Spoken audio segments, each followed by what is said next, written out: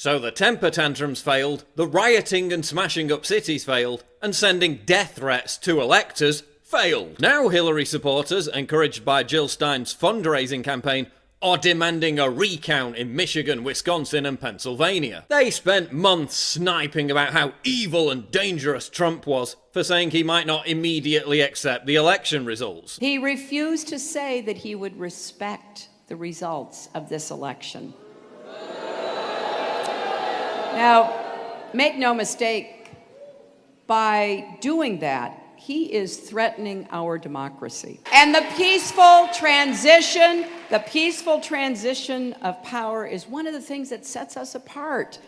It's how we hold our country together, no matter who's in charge. Now they're refusing to accept the election results. Donald Trump refused to say that he'd respect the results of this election. That's a direct threat to our democracy. So by Hillary's own logic, her supporters, along with Jill Stein, are now a direct threat to democracy. So when the right talks about vote fraud, it's a direct threat to democracy. But when the left does it, it's ethical. But Hillary won the popular vote. What are you afraid of? Oh, I don't know. Maybe the fact that she's a lying, corrupt sociopath. Maybe the fact that her entire campaign was backed by an establishment that wouldn't hesitate to exploit a recount to carry out the vote fraud that they thought they didn't need on election day. The Clinton campaign has already held meetings with computer scientists who claim that there are anomalies between votes cast on electronic voting machines and those cast by paper ballots. Yeah, one problem with that, Michigan didn't even use electronic voting machines. And as Nate Silver, hardly a Trump supporter, has documented,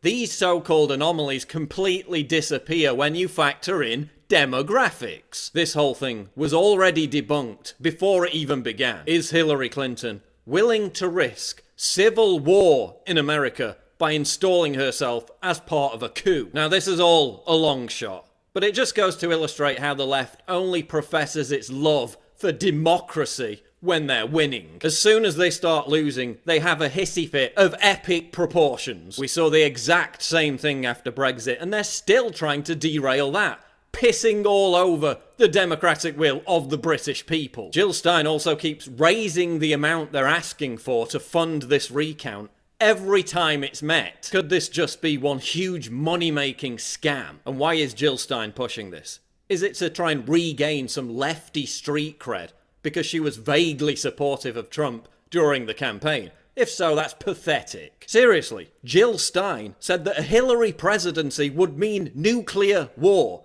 And now she's throwing Hillary a lifeline. Under Hillary Clinton, we could slide into nuclear war very quickly. The deadline for demanding a recount in these 3 states is almost up. The Wisconsin deadline is tomorrow, in Pennsylvania it's Monday, and Michigan is Wednesday next week. If they extend those deadlines to cater for this campaign, then you know the fix is in. So listen up, crybaby butthurt losers. No matter how many times you recount the votes, Hillary will still have lost. No matter how many death threats you send to electors, Hillary will still have lost. No matter how many boo-hoo whining temper tantrums you have, Hillary will still have lost. No matter how many cities you smash up, Hillary will still have lost. You lost. Your entire ideology has been rejected. Go home, lick your wounds, and listen to people like Bernie Sanders, who explained why you lost. Because no one resonates with you constantly shoving identity politics down people's throats. It doesn't work anymore. Your era is finished. It's done. Now wipe the blubbering tears from your face, step aside, and let the adults get on with making America great again.